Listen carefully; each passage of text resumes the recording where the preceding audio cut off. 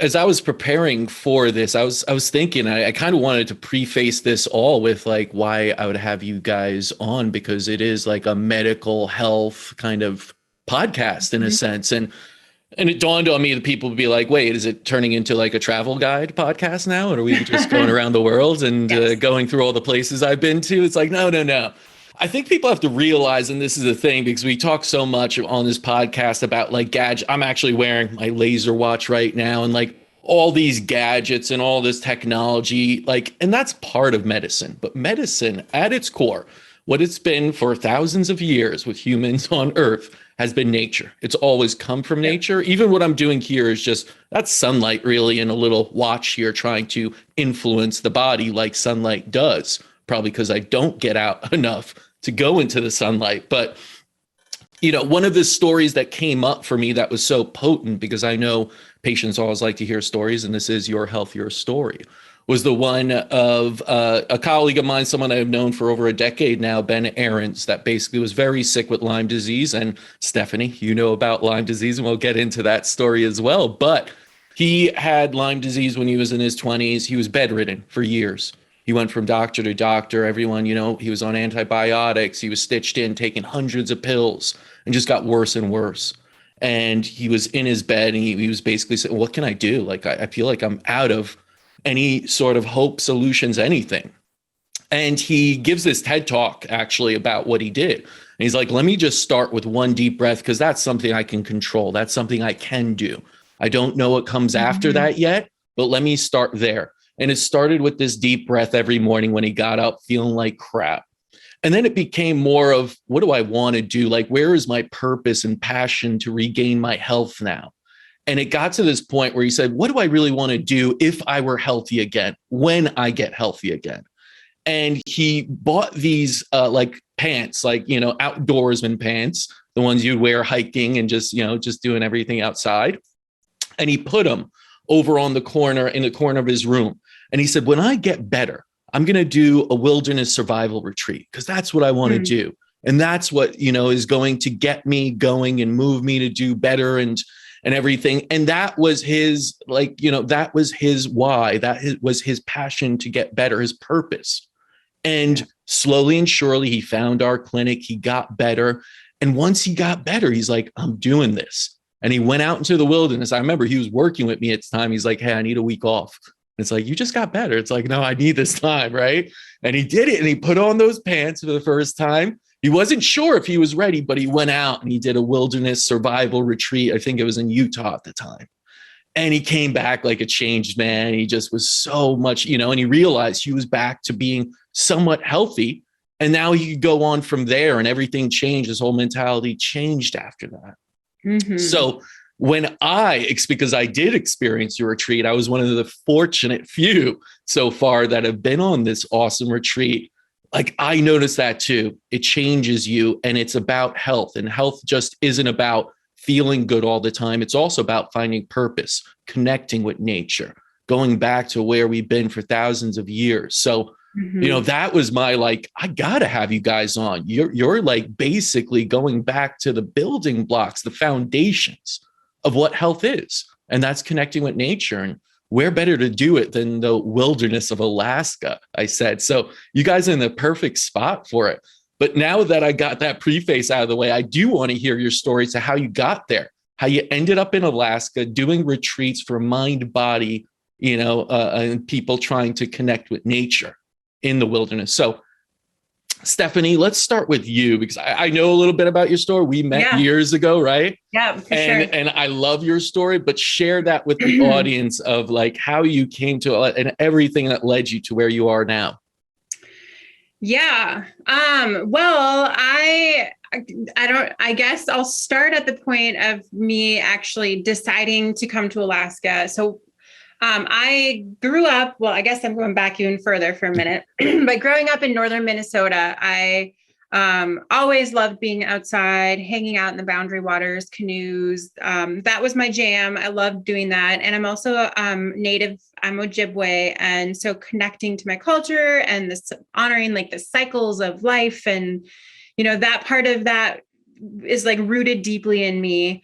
And then I moved out of Minnesota, lived in Ohio for a decade. And there I studied nursing and was working in nursing field there. And then I just really, really needed to get out and do something different. I didn't know really, I guess this was like the start of an awakening I was having, but didn't know really what that meant.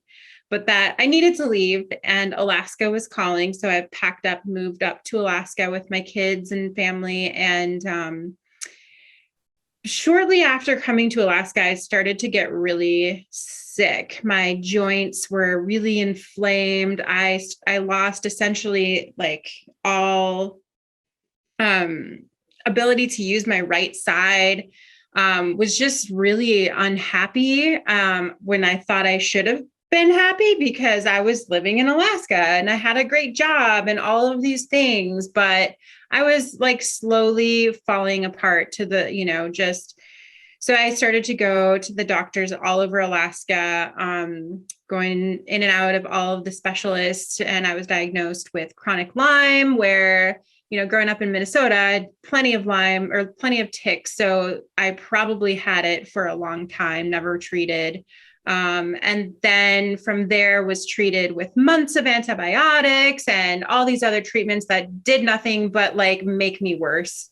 And then was like evaluated for MS and, the gamut of everything, and had in the meantime developed a whole bunch of other autoimmune and thyroid issues and just really struggling. And like, I literally at that point, like when I closed my eyes and looked at the future, I just saw like nothing happy. Everything was just,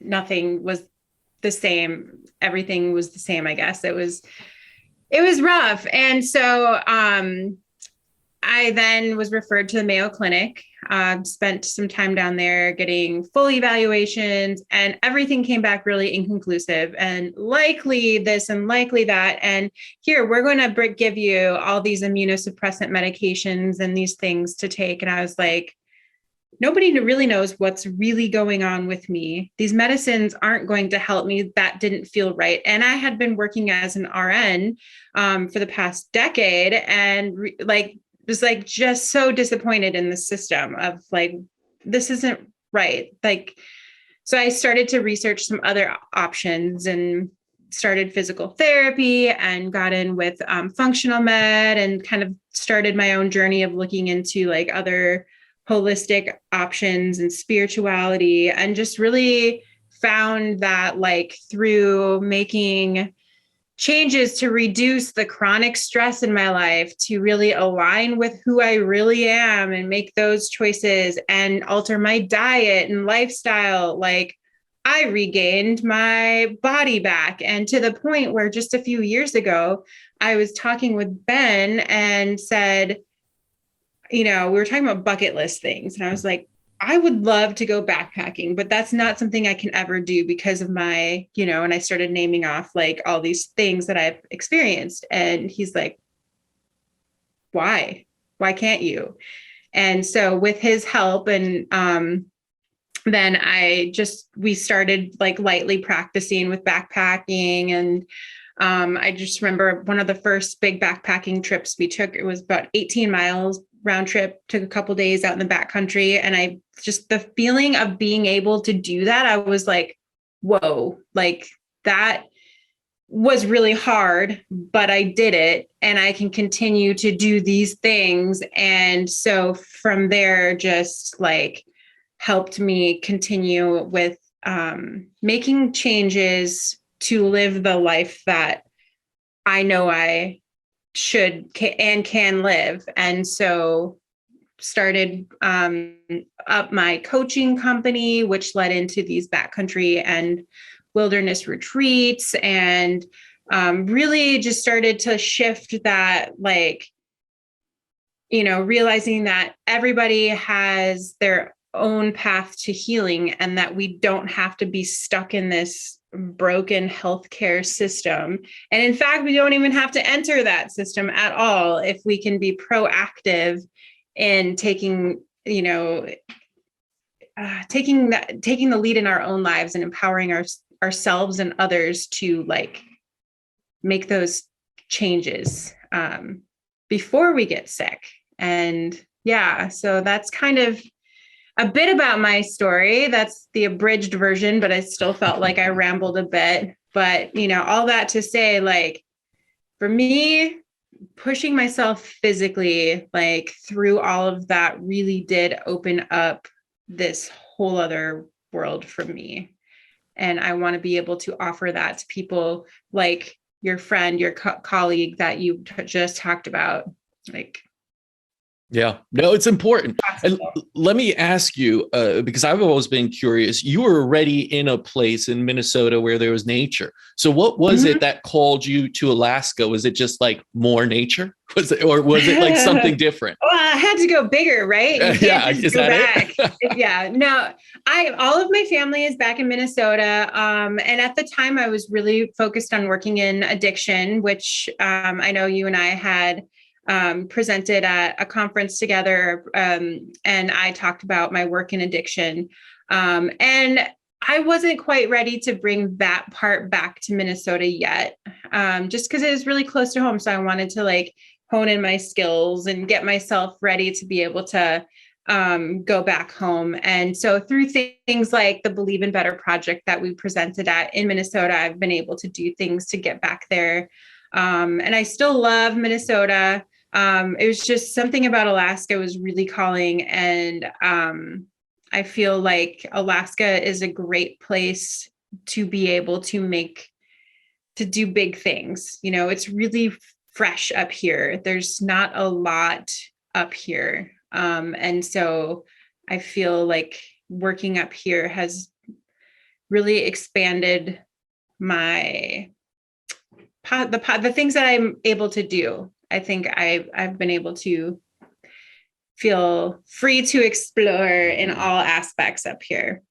I can imagine. I mean, just being there for the short time, it's just like a place you want to explore. You want to go out into the wilderness and just like seek more. Right. Yes. So I could definitely see that. Now, Ben, you have a different story. You're born and raised in Alaska.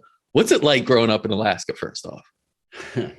Well, yeah, I was born and raised. I was actually born in Southeast Alaska in Petersburg, and then raised here on the Kenai Peninsula. And, you know, as a kid, you know, I sort of grew up in the fishing industry, and my father was entrenched in it. And, you know, that was sort of living where we're at now. Is either you grow up to be put in the oil field or you become a fisherman. And so that was sort of like the path that most people took, you know, in order to stay in this place here. And to me, it really didn't suit me so well. I never really felt that calling. And I always felt like there was something more out there for me than I could actually find here in Alaska. So as soon as I graduated high school, I was gone, and I ended up moving to Colorado, where, you know, the ability to just like explore the mountains there and travel anywhere, you know, around the Rocky Mountains, that was more exciting to me than Alaska was at that point in my life. And so the calling to leave Alaska was big for me back then. And so I did. I spent all my 20s in Colorado, but that was where I sort of entrenched my real like time in the wilderness and in the mountains, and like honing my skills in hiking and backpacking and in the backcountry. And, you know, I finally moved back to Alaska in 2009. I ended up leaving in 2000, you know, I ended up leaving in 96 and then came back in 2009. So I was gone for quite a while. But while I was in Colorado, I, you know, still really struggled with actually trying to find my path in life.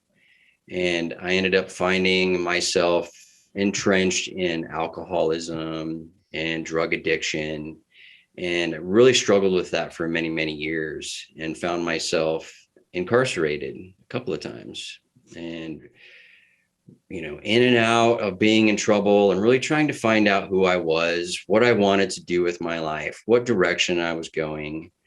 And finally, my last rock bottom dive basically really woke me up.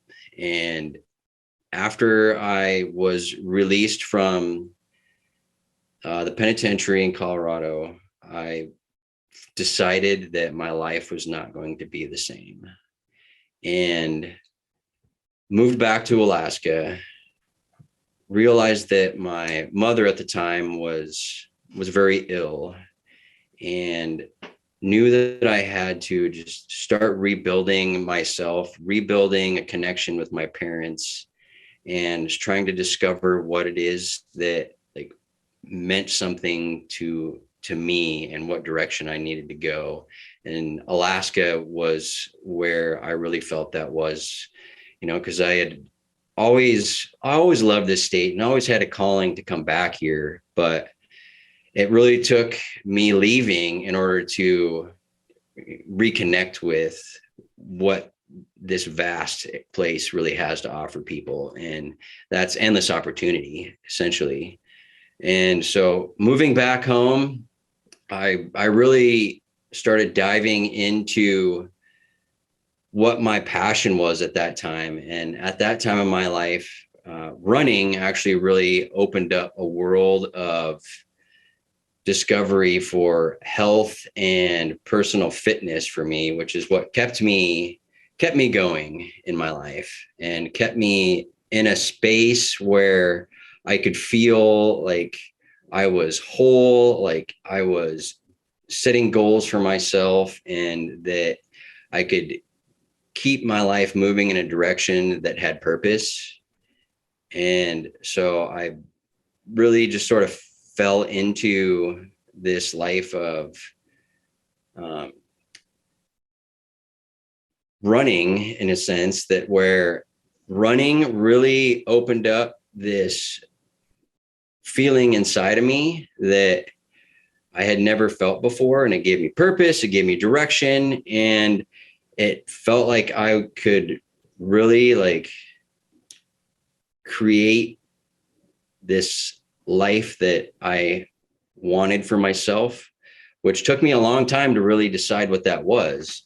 And I ended up getting married and starting a family, but then I ended up sort of falling into the old path that, I always was sort of told I was going to end up living, and ended up getting a job in the oil field and sort of throwing aside all my dreams and my desires and my passions that I'd had of like, wanting to,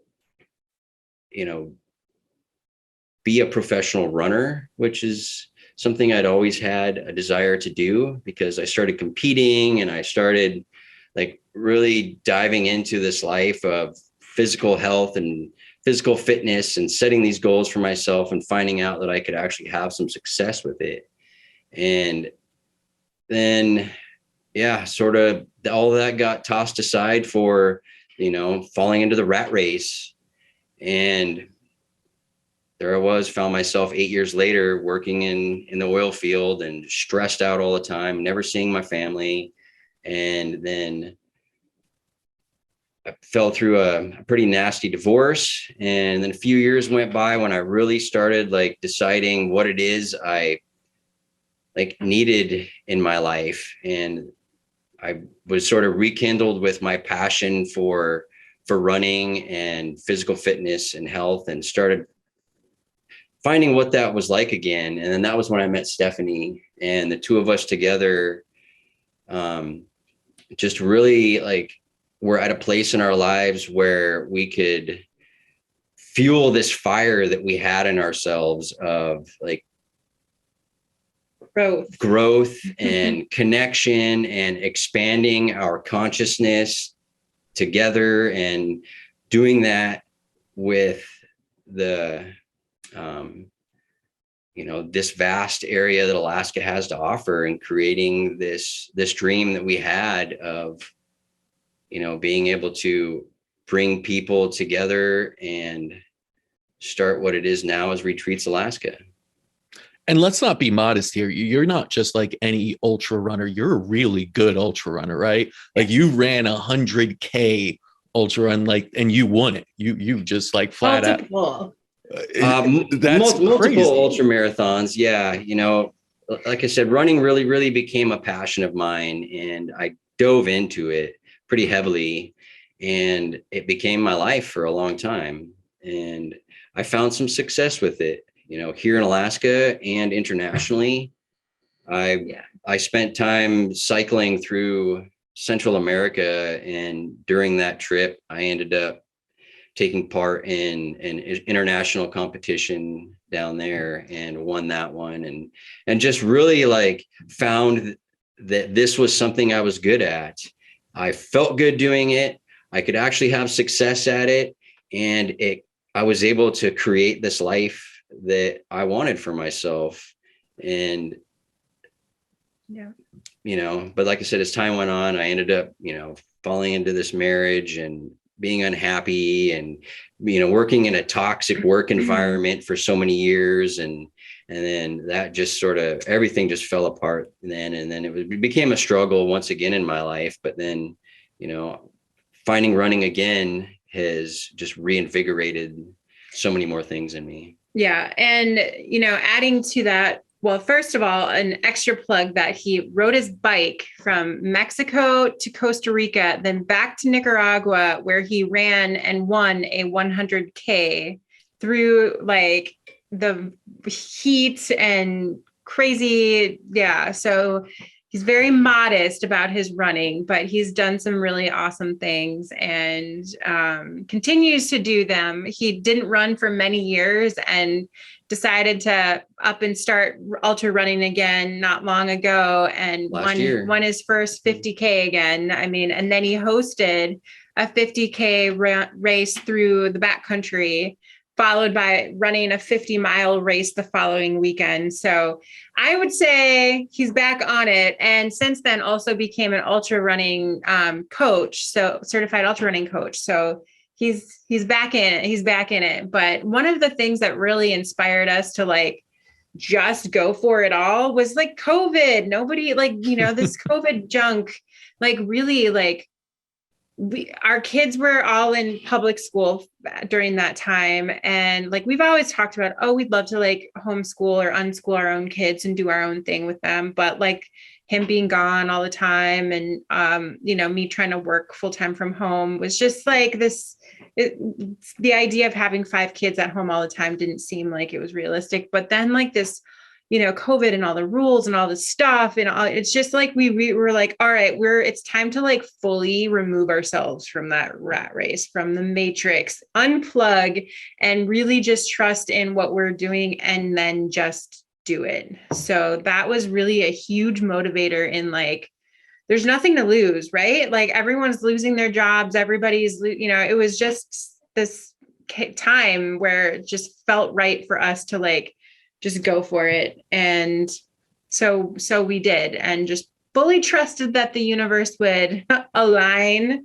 And it was a really, really good decision. Yeah.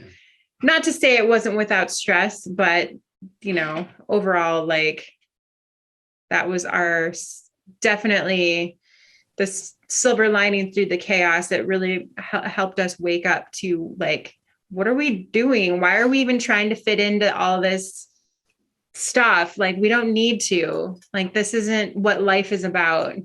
For sure. I mean, I think COVID itself and the pandemic served as catalysts for so many people to do different things, to try something new, but it's still scary, right? It's still not like, you won't lose anything. Like you could lose a lot through it all, and you're used to your ways. And I think one of the things that came up for me when I was listening to your story, Ben, is I feel like we have these old belief systems. Like you're taught from a young age, listen, you're either going to work in the oil fields or you're going to be a fisherman.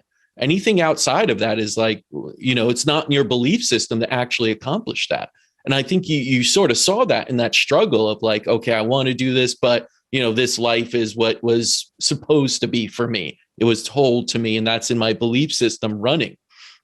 What was it that helped you break free for both of you, let's say, for you, Ben, to even go after that running and leave the oil fields, which can be a lucrative, and much more, I would say you have something to fall back on, right? It's not like it's this risky jump into something new, like starting a company to do retreats.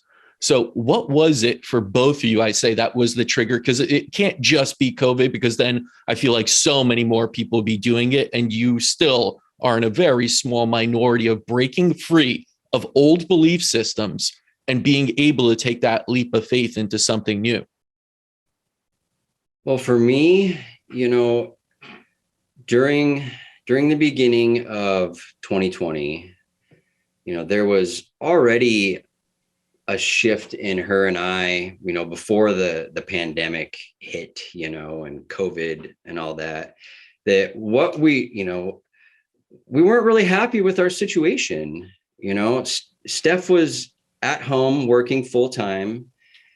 The kids were in school and I was gone all the time. My job was on call. So even if I was home for a few days, like we couldn't go anywhere. I didn't know if my phone was going to ring and then I'd be gone for 2 days or 2 weeks. And, Steph, the work that she had was pretty good. And,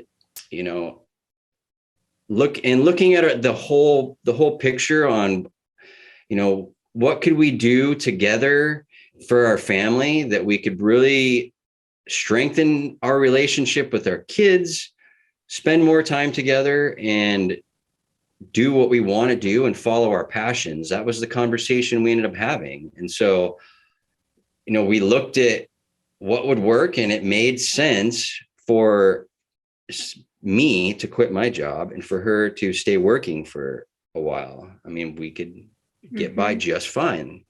And so I started spending more time with the kids. I just pretty much up and quit my job a few months later. And, in that amount of time, we're trying to figure out what it is we could really, do that would make us happy. And so we just found out what our passions were again, and mine was running. And so that was what I had always really wanted to do. And it had always been sitting in the back of my mind for so many years that I just never really had the opportunity to do it, and never really set up my life to where I feel like I could. And so once I quit my job, that was just, one thing that,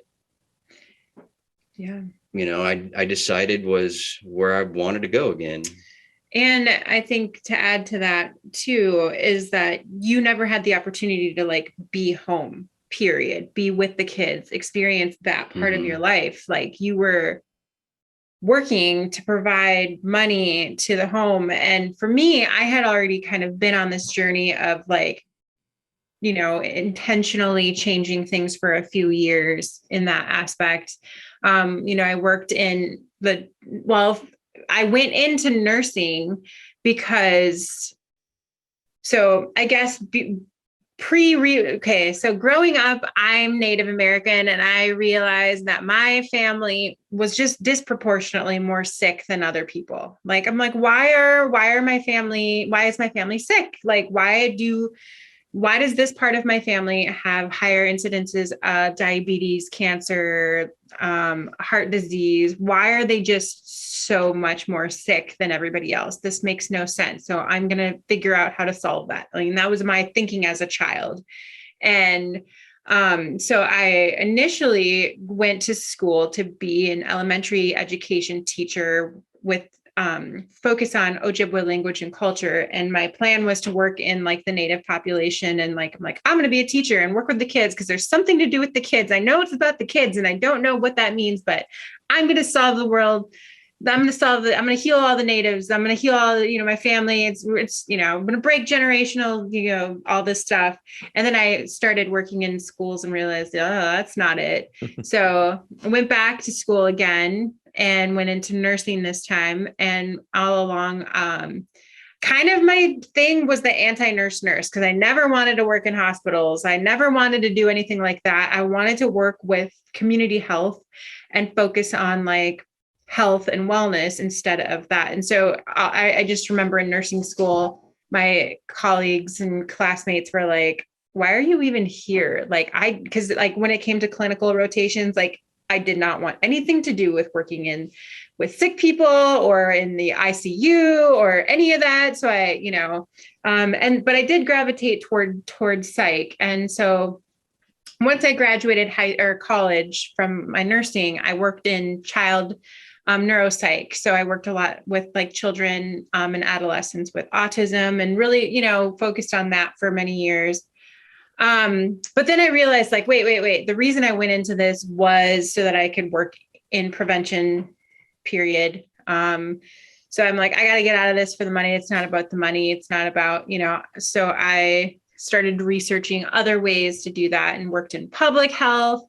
And then I realized that was not right either, especially working for the government was like not at all what I needed to be doing. And I was like way off on that. So I then Casper, when you and I met is when I had just started working as a consultant doing different work with mostly related to community health and addiction, but really trying to bridge the gap between the community, the healthcare system, and like looking at the multi-layers of like what is broken in our system and how can we fix it, and what are some community ways, like how can we bring community together. And so I was working as a nurse consultant, and then I had my own consulting company for quite a few years.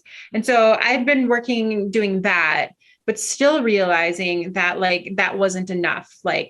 So what is actual prevention? What is prevention? Like, how can I actually help my family? How can I help my kids and their kids and all of the future generations? And like, the more I dove into like the mind, body, spirit aspect of myself, I'm realizing, oh my gosh, like it's all about like consciousness. Like I need to create a company to shift the collective consciousness of the world, right? Like that's going to solve all the problems. And so that's just my way of like how I process things and how I think.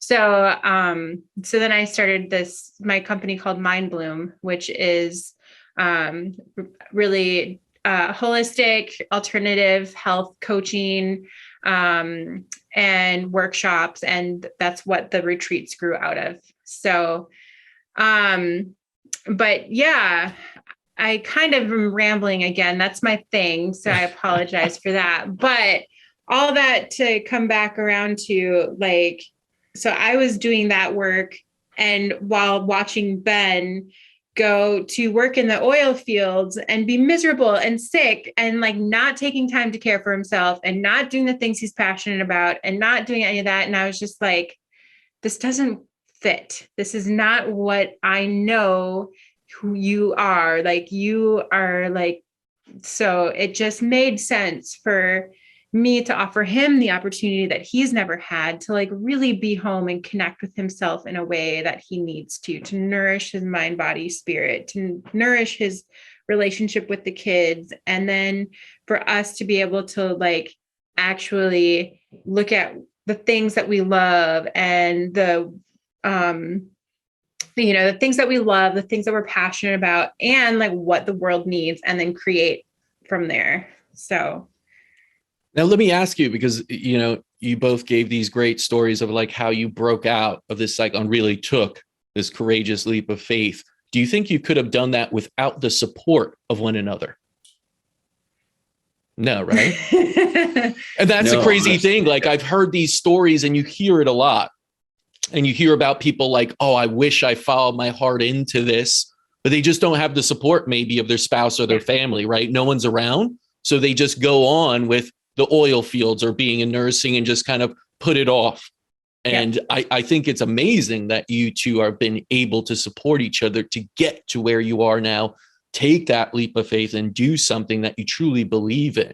Because otherwise, like you guys know, you've probably seen people even on the retreats that are just kind of stuck in their ways and don't have that support. And what you're doing is you're providing that support. You're providing it to them when they don't have it so that they can go after their dreams. But it's amazing to hear how you two support each other to get to where you are now. Yeah, for sure. I know I was on this journey for a while, and as a single mom, I was working through all of this like by myself, but you know, I had friends and some people to like really help. But then like when I met Ben, like we just, from the beginning, the intention of our relationship was for us to grow. Like it wasn't to make each other happy, to fill these voids. It was like literally for us to like enjoy each other's company, choose each other, and have this mindset of like, we're in this relationship to grow, to become who we are supposed to be as individuals and create together. So I think that was like, just, that was icing on the cake for me. I was like, all right, we can do this. And so, but yeah, a lot of people don't have the support. And I think that's what, you know, a lot of my clients that I work with through my coaching and the folks that come on the retreats, like they need that support. It's even as simple as like, I give you permission to wake up and not check your phone for 30 minutes. Like I give you that permission, and now I'm going to talk to you about it next week. Like, how did you do with that? And then like just giving people permission to take time to care for their mind, body, and spirit. Like you can do that, you know, and giving people permission to dream and follow their like passions and what their heart says should be something we all back, right? That we're all like, go get it. But we just at every stage, like whether it's even friends, family, society, you're told like, no, right. That's like, you know, keep it comfortable, like stay in your lane, do what you need to do for your family so they could survive. Like those kind of things get nailed into you to where you're like, all right, let's be pragmatic here. I do have a good job, even though I'm miserable. You know, that dream seems so far-fetched, even though it's really not, if you really talk to someone that supported you. And guess what? I think that is a leading cause of disease and depression and all of these things that we're seeing a real epidemic of that won't go away when, you know, this is all done, this pandemic here, it'll be there. So, you know, I really commend you two for giving that support system to each other and now giving that support system to others. But to even complicate a little bit more, before I go into the retreats, you decided to unschool your kids. Yes. And so you're homeschooling. So that adds a whole nother layer of complexity. But for those parents out there, because I remember I had this discussion recently with Jedediah Beal, who was on and said she's thinking about homeschool. Like a lot of people are doing that now. And you're doing it to the degree of, you know, unschooling, as you say, and I want you to define that, but doing it in the wilderness of Alaska, which is super cool. Tell us about that, like what that journey has been like, taking your kids out of public school and then, you know, doing this homeschooling and doing it in nature. Well, for me, I've never been happy with the public school system. Yeah. You know, I was raised in it. Right. I never had any real like encouragement or support that I personally felt in a way that I needed it for myself. You know, when I was growing up and going through the school system, they just pushed me through. You know, I was just another kid, you know, and I had different ways of learning. I had my own way, and a lot of it didn't seem to like fit in with what the public school system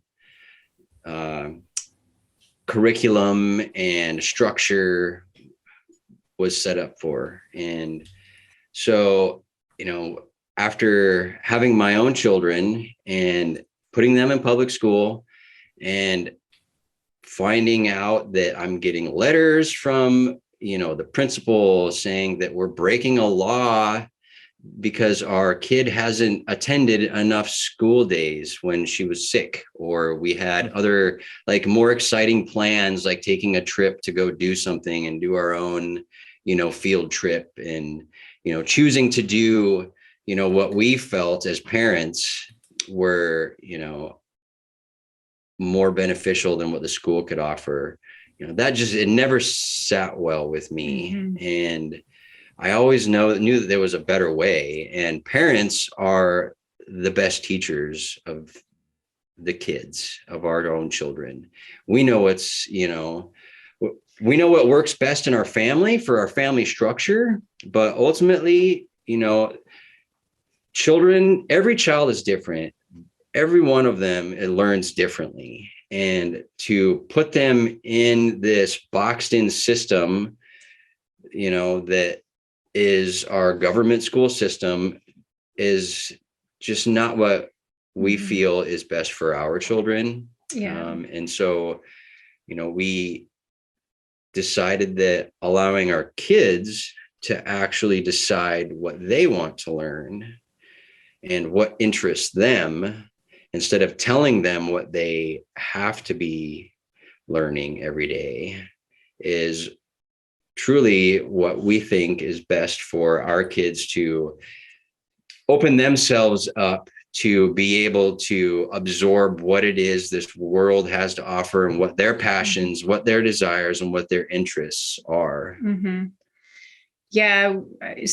So I know personally, like I went to regular, public school too, was really, school was always really easy for me. Like I didn't have to study. I didn't have to do anything. I just like made it through, but I didn't like it. And I started college really early, which was like my thing. But then I had that mindset that like, well, I had to get A's. I had to go to college early. I had to do all these things and then follow this structure of like how things worked in the world and blah, blah, blah.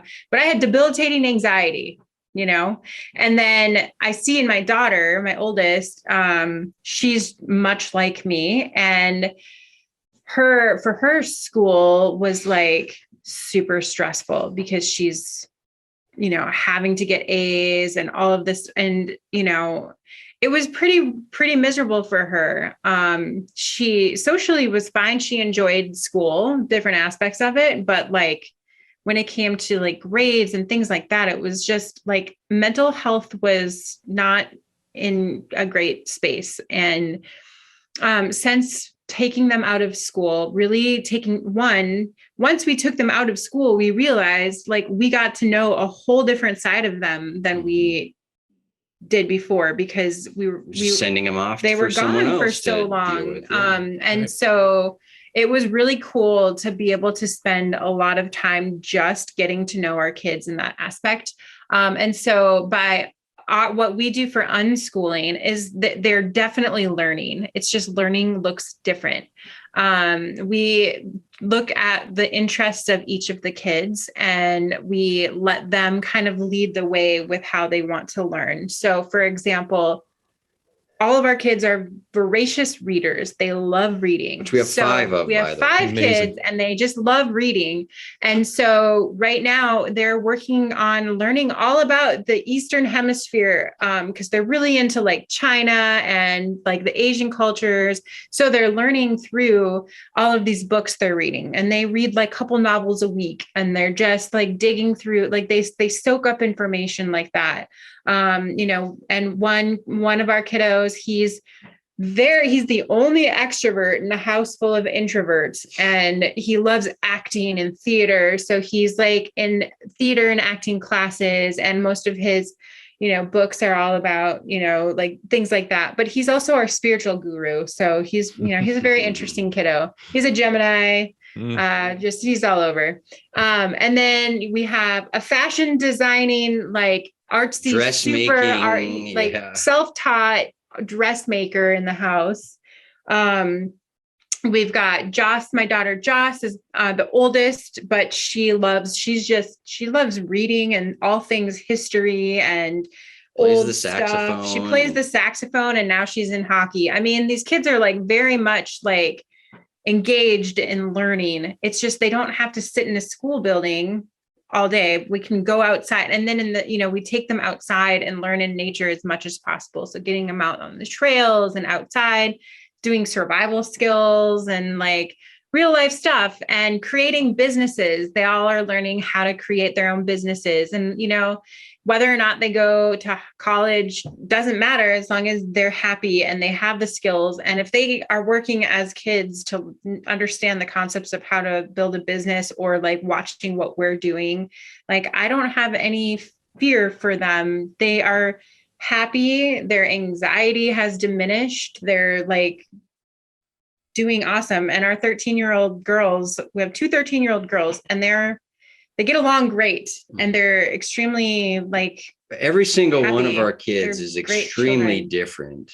Mm-hmm. And you know, to see a kid in a classroom with 30 other individuals, like how can we expect every one of those kids to really like enjoy their time there, to really absorb what they're being taught, you know? And you send your kid off to school in the morning and then they come back home in the day, you know, at the end of the day, and they're just exhausted and wiped out. And, you know, they're expected to do homework and follow through and have tests and all of these things that is like thrown onto these like young people. And we're already placing all of this immense amount of stress on our kids by putting them into these situations. And so by unschooling them, we're removing all of that and allowing them to make the decisions that they feel is right for them in their, you know, journey of growth and learning and taking in the world as they see is best for them. You know, we have some kids that are, you know, a couple of our kids are, you know, in like occupational therapy, you know, they have things that they need, you know, a little bit of help with here. We have some kids that are, you know, going to see counselors and, you know, they have other aspects that, you know, we're able to recognize things with our kids and help place them and give them tools to help them, you know, work with their own lives. And if we're putting them in school all the time and allowing other people to make decisions for them and they're not able to make decisions for themselves, that I think is a big detriment to all children. Yeah.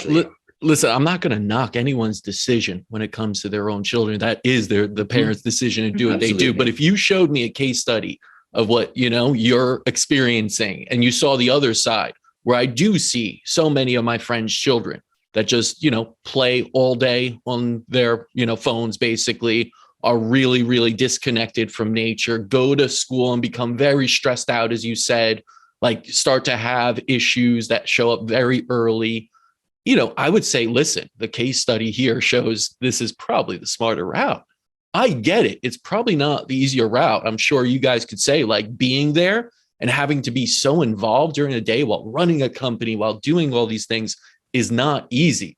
But is it in the best interest of your children? I mean, that's a question you have to ask, and everyone needs to make a different decision there. But from what I'm hearing, it's like, it's a really interesting concept, this unschooling, because you hear of homeschooling and it's just like, all right, but the unschooling, I agree, because in medicine, I was always told this by my father, you had to deprogram yourself from what they taught you in a sense. You still took it, right? It's not like you just threw it away, what you were taught in school, just like he didn't throw away what he learned in conventional medicine.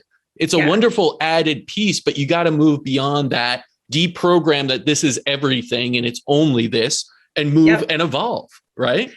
It's literally, there's the process of unschooling is deschooling. It's like, you know, for a minute, had to do that ourselves. You get caught up and you're like, wait, we're failing our kids because now they wouldn't be able to pass this test. Well, that test is arbitrary. Does that test, you know, but I mean, and it's the same thing, like in building in having to like leave my squishy nursing jobs to do all of this. You're giving up, like, you're having to deprogram what society has told us. Like, society says you grow up, you get a job, you do this, you have a benefit, you have these benefits, and you create a retirement plan. And then that's that, right? Like that's the program. But like, so we had to deprogram ourselves too.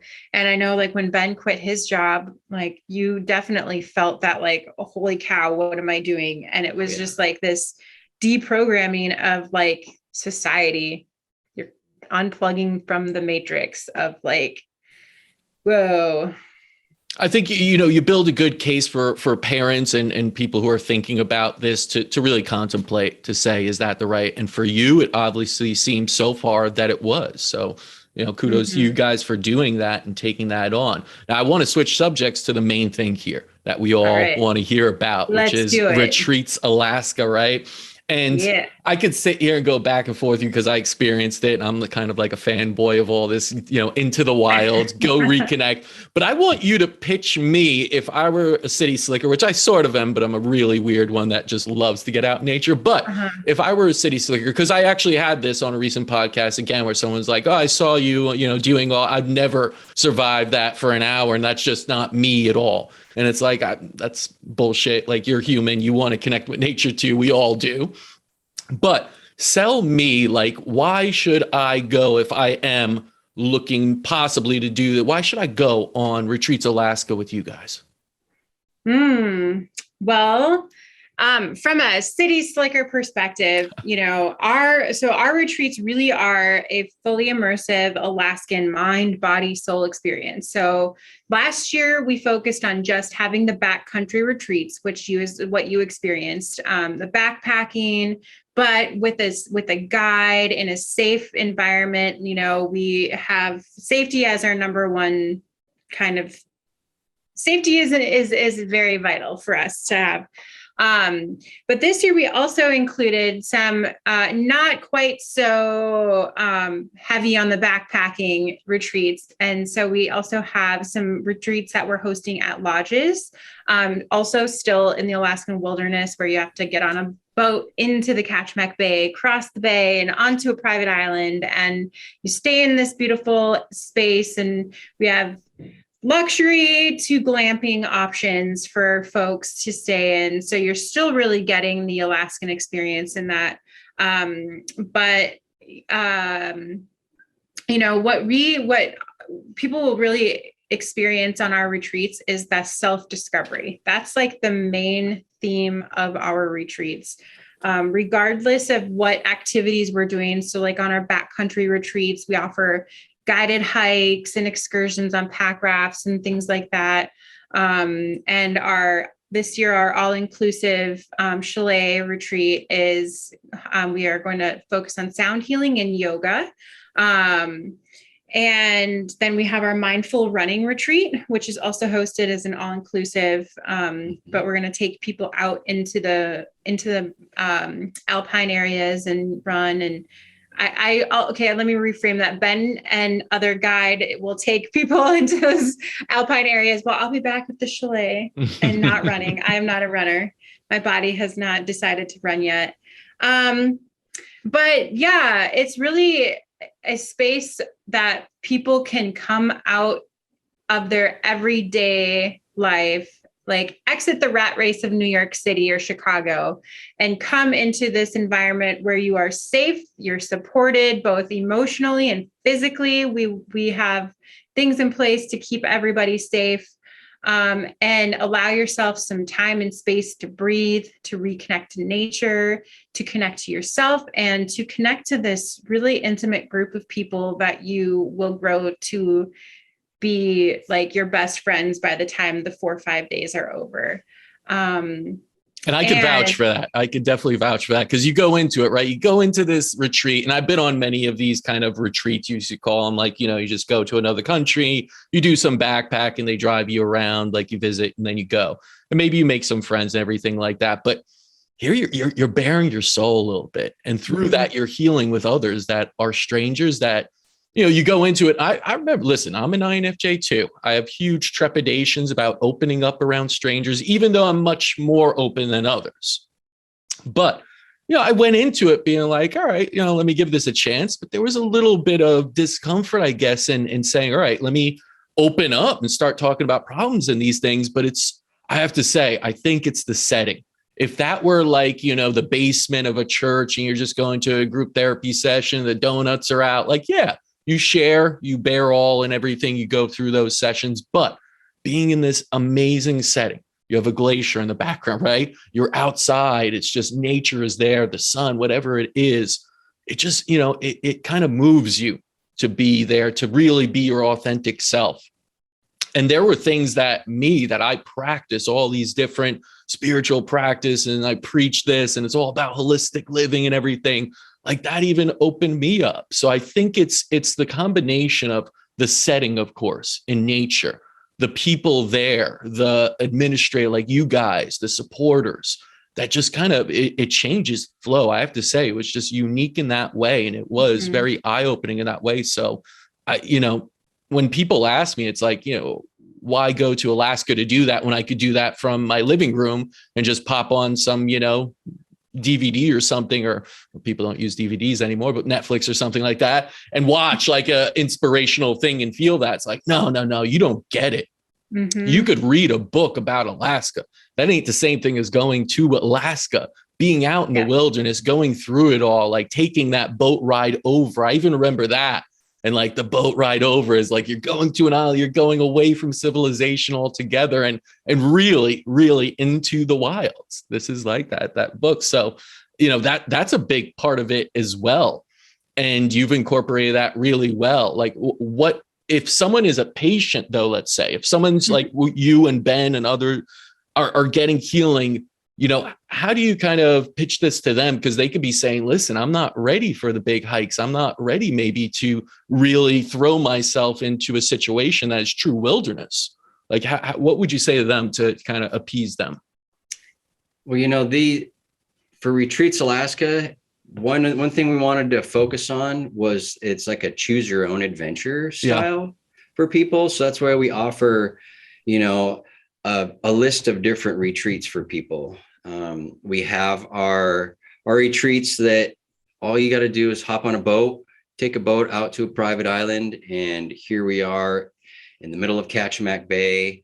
We're in this, beautiful chalet. We've got acres and acres of, private land to just, spend your time focusing on the mind, body, and soul, which is what, these retreats are really about.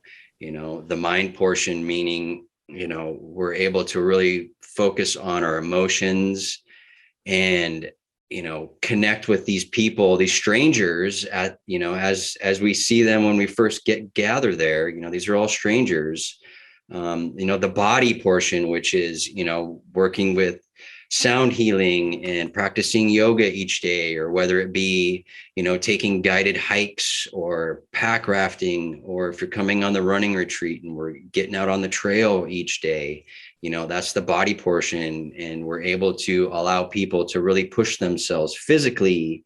And by pushing yourself physically, you're able to really discover so many more new things about yourself, emotionally, spiritually, and push through boundaries that you never knew you really could push through. And that what lies on the other side can be, this part of this journey of self-discovery. And then there's the soul aspect of it, which is, the deep conversational connections that you have when you're on retreats and you're getting to know these individuals that are out there with you, and you're in this safe place out in nature, on an island or next to a glacier, and you're waking up every day with this like crisp, clean morning air, and you're able to spend time with these people and really dive into yourself and to creating these connections with others. Yeah. And reconnecting to your purpose. Why are you there? And as far as like, we tailored our backcountry retreat even. So like me, I'm still healing. Like it is a process. Like I can do big hikes and I pay for them still, but like I'm pushing myself through, but I also have boundaries that and so just like you experienced with the retreat this summer, during our day, like when we're out on backpacking retreats, we offer these excursions. Some of them are quite intense. Like Casper, the intensity of that one. I know. And you also noticed that I stayed back at base camp. You did. And did more of like the Wisely, meditation yes. and sound healing and like, getting things, we do a lot of other healing modalities and conversations when, so people have the option to like, if they think they can make the first 3-mile hike in, which actually, so this you got to experience, we got dropped off on the back end of the trail. So you had to go hiking up straight up. So that was a little bit more of an intense than what are but that's the thing. That's also part of the excitement of being in the Alaska backcountry. You never know. Like, so the the story behind that, we had the waves were too big for us to get dropped off at the beach that we normally would. So we had to take a separate trail back. So, but typically those hikes they're still pretty short. But, so we do, like, if people have questions, like if they are healing from something, we offer like one-on-one consultations with folks to see like if their health might be, if they aren't ready for this hike, or if they're not ready for this retreat, then they can attend this other retreat. So that we do have those options. And both, I'm an RN and Ben's a wilderness first responder. So we do have like us, and for all of our backcountry and all these excursions, we do have our SOS devices and our GPS phones and things like that, so that we can always access help if we need it. But we're very, we try to create really supportive environments from, both physically supported, emotionally supported, and just helping people just feel really comfortable with the whole experience. Yeah. Part of, people who are interested in these retreats is like, we really try to spend time before the retreats, kind of building a relationship with everybody, and having like pre-retreat coaching services, and, opening ourselves up to any questions people have, and, spending time, like actually trying to coach people on, if you are interested in the backcountry retreats, we can spend time guiding you through personal choices on what type of gear you might need, what sort of situations might arise while we're out there. We have all of these conversations, and we want people to, hopefully, especially for this backcountry retreat, we encourage people to outfit themselves. And so that's why we have these pre-coaching sessions. And I like to share my knowledge on that kind of stuff with people. And we want people to get themselves back out into nature after our retreat.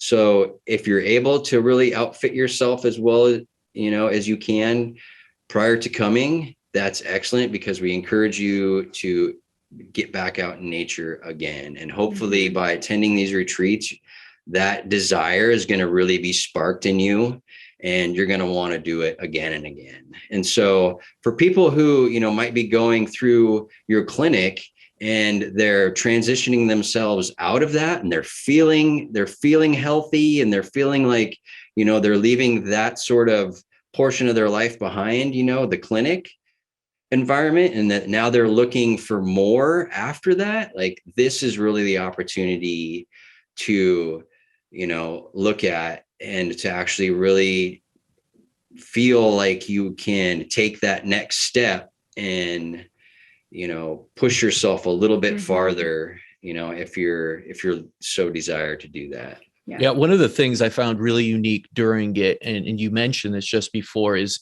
that you had body, mind, and spirit addressed at the same time. Usually you do them separately, right? And that's how most of medicine also approaches. I remember I used to distribute alchemical medicines from Germany, which are like called Spagyric Medicines. They're basically these formulations based off Paracelsus work that impacts both the body, mind, and spirit at the same time. They do it through distillation, maceration, all these different ways, and using plants, herbs, essential oils, everything to impact you on those three levels. And what I learned from all the experts was that you could go one at a time. You could go on your long hikes, and that's it, and really push your body. You could then go into your emotional groups and talk, and all those, like, family constellation therapy, all this and that. That's great. And then you could go on the spiritual side, really connect with something deeper, find, uplift your consciousness levels, all that. But it's a much longer process. When you do them at the same time, you get a synergy. And that's why in like 3 or 4 days, you could have such breakthroughs. Yeah. And like you said, for me, I've done a lot of spiritual work, but it still was very, very good to be there. And then I went on that hike on the Alpine Ridge that kicked my ass, and that was great. That really like pushed me. And I remember getting up there and being like looking over the bay. And it was, remember, the wild blueberries were up there. We had that little lake up there that was freezing that I jumped in, and like feeling so good and so alive after I pushed myself so hard to get up there. And But that's kind of it. It's like you just go where you can, and all three are there available to you. So if you don't want to go on that long hike and you're not looking to push yourself because you just got done with medical treatment, that's fine. Connect with nature more, sit around and talk, go through the sound healing, go through everything else. Take a slow walk right along the bay as you watch these 20,000-year-old, pieces of ice floating in the water. It's just like you have your options to do that, but all three will hit you and you will leave a changed person because of that. Yeah. You want the adventure and the physical experience. Ben is your go-to. And, along the way you have amazing conversations and soulful, and Ben is also going to be he's going through some training for mindfulness and meditation. So he's adding that to his repertoire too. Very nice. He'll have even more to add. And then if you just want to talk deep stuff and be chill, that's me, that's mine. You'll be with me and I will, we got plenty to do. These retreats are in a big way, my opportunity for growth, and the reason a lot of the reason why I do this is so that I can remain on this path of authenticity and growth and this journey that I've, decided is the only path for me anymore. And if we can bring people along with that, I just want people to know that we're here to provide this place, this space for you to also find out what may help you uncover this new, what am I trying to say? This new desire, new passion in yourself. That's why I do this a lot is for me, and to help this growth continue in myself. Yeah, it is definitely. So this last year we had a lot of people on these retreats leave the retreat and make huge changes in their lives, job changes or moving different places, and just really feel inspired. And then other people, they go home and they're like, holy cow, I just had this amazing, but they're back into their own old environment. And so then they, the one piece that is really important to me is to really help as a coach, what this also helps or is much different than a lot of other retreats, is that there's support beyond the retreat, because I've included in all the retreats is at least 1 or 2 coaching sessions with me after you leave, to make sure that you're able to transition back home, and that you are able to implement some of these profound things that you've discovered about yourself when you get back. And, people can also sign up for even more coaching with me after that to really help work on that, because, you get this opportunity to retreat and you step away from your day-to-day life, and you get to really discover who you actually are and what really matters to you. When you're out there, nothing else matters, everything else disappears and you just have you. And you are in that environment, but supported by people who are coaches and other people who can, even just the other people attending the retreats, it's just this natural supportive space for people to experience their true self. And so by working with a coach afterward to really help that transition has been really beneficial for a lot of the people that came on retreats with me this year. And I'm still working, 6 months later, I'm still working with a lot of those folks, because, this stuff takes time. It's literally changing your lifestyle. It's changing so much about who you are, so that you can, or you're not changing who you are, but changing the things you do in your life so you can be exactly who you're meant to be and live your purpose. So, well, these retreats can, in a sense, change how you define yourself and how you define Sure. your life. That's for sure. Mm-hmm. And that's been the case for some people that I've spoken with. And it is even so for me, myself. I still like am finding new ways of like defining who I am and discovering new things about me every time I've gone on retreat. Yeah, I mean, for me, it was so critical to go on this, not only for the selfish reason that I wanted to go there and, of course, explore Alaska and, see you guys and everything, but it was also like looking at it from a perspective of other patients, like how could this benefit them? And I always try and do that. How could you further that? Because I know in medicine, you get up to a certain point, you have your medical treatments, you get much better. If you're going to a place like ours, we're looking at body, mind, spirit. We're not just looking at the body, which most of medicine does. We provide you with psychological, psycho-emotional support, all consciousness raising support, all sorts of things, right? A whole gambit. But our goal is to get you to a point of self-healing and self-management. After that, we don't want to keep you there. Your body is already in this motion of now being able to adjust itself. You do not require invasive therapies or any kind of medical procedures. But what I found is that most patients get to that level and they say, what now? I've been out of the workforce for a while, or I don't know what I'm doing. I've been bedridden, but I feel great, right? What now? And I feel like this is where it's like, this is now. Go on this retreat, because this will actually help you understand what now and what you should do and what is your why.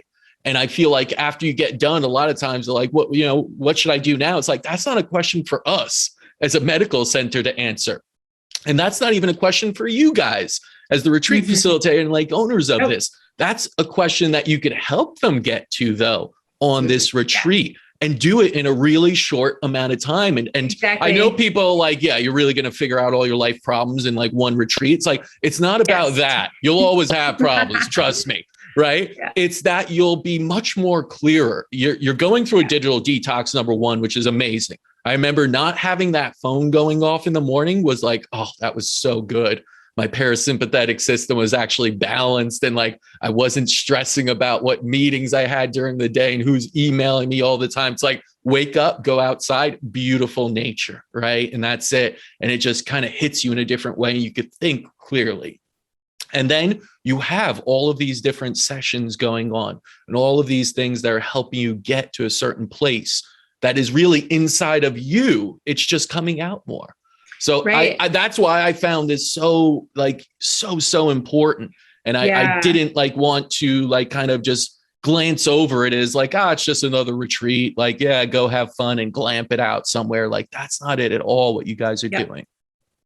Yeah. And that's why, like we say, self-discovery is the main theme, because we're not teaching you things. There might be some, you're going to learn new concepts as they get brought up. You're going to have a better understanding of like earthing, grounding, like concepts, like core concepts that just even human consciousness. That was a big one, right? Yeah. Vibrations, frequencies. I was like amazed at how much like we do. Yeah. We do this at the center, but you're actually being taught it in nature and like being taught how to practice it yourself, which is amazing.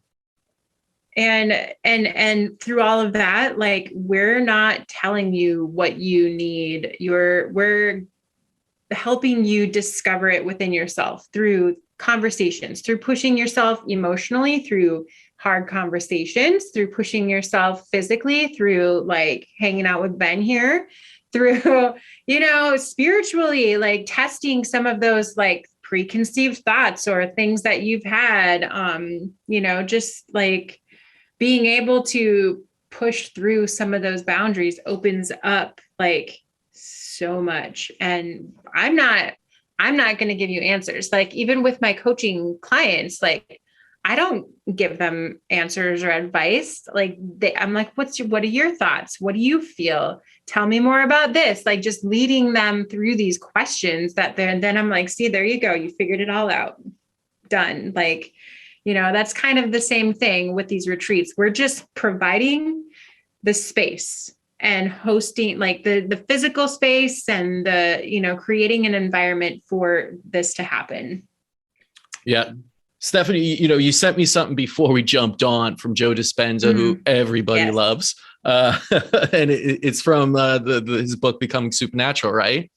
Yep. And I was hoping you could like share that, because it really did get across very well the importance of retreats with people and doing mind, body, spirit type things during these retreats. So could you share that?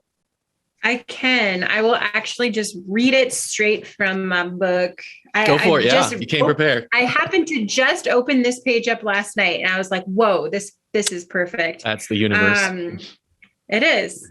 So it says, what if you invited a group of people to retreat from their lives for 4 or 5 days, and in the process, removed the constant stimulation from their external environment that reminded them of who they thought they were as a personality? If you separated them long enough from the people they know, the places they go, and the things they do every day at the exact same time, they would be reminded of who they really are, unlimited human beings. And if you spent the first 2 days teaching them how to create more coherence in their hearts and brains, and they repeatedly practiced cultivating these states every day, it makes sense that sooner or later they would get better at opening their hearts and making their brains work more proficiently. In fact, they would be more focused on a vision of a new future without being distracted. And at the same time, they could more easily feel the emotions of that new future. And as they created more coherence in their brains and hearts, they would create more coherence in their own energy fields. And this would create a clear electromagnetic signature. As they continuously worked on overcoming themselves, their bodies, their environment, and time, slowing down and changing their brain waves, unfolding into the unified field and transcending this 3-dimensional environment, it would become increasingly easier and more familiar for them to activate their heart center and create. And after they've practiced getting beyond their body, emotions, habits, pain, disease, identity, limited beliefs, analytical mind, and unconscious programs, by the time the practice let's see where it's they would be ready to absorb a greater degree of information equal to who they were becoming, which would increase their ability to connect with their future. And that's perfect. That's perfect for exactly what you're what trying to do. That's like the breakdown of, you got to get Joe to come on one of these. Yeah. That's it. I think so. I often have dreams that Joe and I do some collaboration. So I mean, he's big on retreats, and he of course does them in like beautiful tropical places. I remember there was one in Mexico. Like I was thinking about going, and come on, he's got to do it in Alaska, and he's got to do it through you guys. That's how you do it. Like really entrance in nature. You have connections with everybody, so I'm sure you've got a Joe. Joe, if you're listening, hit me up. Hit us up. Retreats Alaska. Yeah. Where can people learn more about this? Because you created that new website, and there's a ton of information on where can they learn that? Yeah. So the website is retreatsalaska.com. You can get all the information on the posted upcoming retreats on the website, and you can request a book on there. Following us on Instagram and Facebook at Retreats Alaska. Those are the main ways to find us. Otherwise, Pathways Alaska is Ben's ultra running and race. Yeah, that's my sort of my own personal and / business Instagram handle, and pathwaysalaska.com is my fledgling website that's still developing, where some coaching stuff's going on there, blog, got some writings going. So you can find out a little bit there, and Stephanie's got her site. Yep. And also, if you're interested in digging into more of the coaching aspects of what I have, you can schedule with me on mindbloomalaska.com. I offer coaching virtually. So I have clients all over the world. So not just to Alaska, but if you're in Alaska, definitely can work with you physically together. But because of now our lovely technological advances, I can work with folks from anywhere. So it's wonderful. When are the next dates for the retreats? Because they're coming up in the summer, right? Yeah. So right now we have 3 dates announced for our all-inclusive private Alaskan or island Alaskan experience is June 16th through 19th. The backcountry retreat, I believe, is July 14th through 17th. And the mindfulness running retreat is August 4th through 7th. And once those book up, then we will be opening more dates for others. So hopefully we get those filled. Yeah, the website has got all the pricing and everything on there currently. So, and if anytime anybody has questions, you can email us at info@retreatsalaska.com or direct message us through any of our socials as well. Beautiful. You might see me on that chalet one, on that private island. I already did the wilderness one. Awesome. I want to experience something new with you guys. I got to get back there, represent stop by the Salty Dog, my favorite sweatshirt now. Yes. Over in Homer. Yeah, for sure. We still got our dollars up there. We got to put up more. And if you don't know what we're talking about, it's this not beautiful. It's like an old bar in Homer, like all the way at the end of Homer's End there. A lighthouse bar. Yeah. And it's just like mad dollars everywhere, like, just put into the ceiling and everywhere from people around the world or anywhere. And we put ours last time we were there in August up and named it with Mind Bloom Alaska and all that. And so I got to go back there and put another one. So I'm looking forward to that. Yeah. You guys are doing an amazing job. I'm so happy. Stephanie, I mean, we met years ago and I remember then it was like, you just had this seed of an idea. And it was like inside of you, you're just like, I'm thinking about doing something. And I remember like talking to you over the years and just seeing that bloom and seeing that come to like, now it's this beautiful big plant tree. And that's amazing to see. And I'm just so like, proud of both of you guys for doing that, for giving something back to the people and going after your dreams. And I know this is healing. This is something we all need, right? We all need healing. And we all need to reconnect with nature because I think we pretty much lost that connection. So it's so important what you guys are doing. And I'm really hoping, the audience here and others, look into this and really see this as this could be life-changing. This could absolutely be the thing you need right now to go forward, evolve, and become a better person, happier, healthier, and all of that. So again, thank you so much, guys, for coming on. And I'm really excited to see everything that comes out of this, and hopefully we could meet in person this summer. Yes, that would be awesome. Come back up and bring all your friends. Yeah, I got to bring. I brought one person with me next time. Maybe I'll bring a couple more. Like everyone needs this, so I'll start a list already. But and that's the cool thing. Like I think it's amazing alone, but it's also you could bring and that's the thing. You either bring your couple, your friend, and everything, and you bond. I mean, me and Matt, like my buddy who I brought, we have bonded, right? Like that was crazy. Like growth in a friendship, you could say. So I think this is something for everyone. Discounts, by the way. Couples. Oh, discount. You do? Yeah, well, that's sharing good to know. The bed. So for for the chalet retreats anyway. Yes.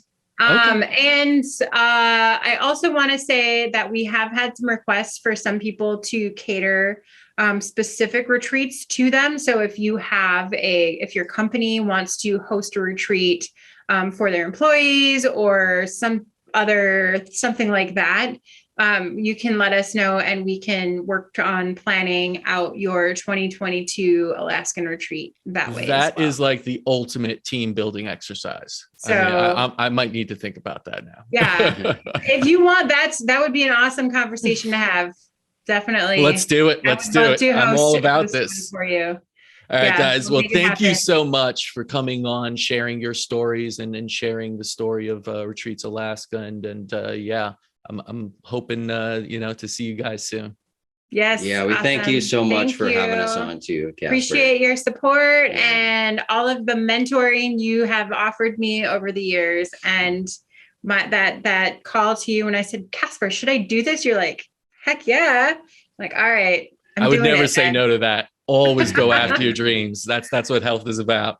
Yeah. Thanks a lot, guys. Awesome. Thank you.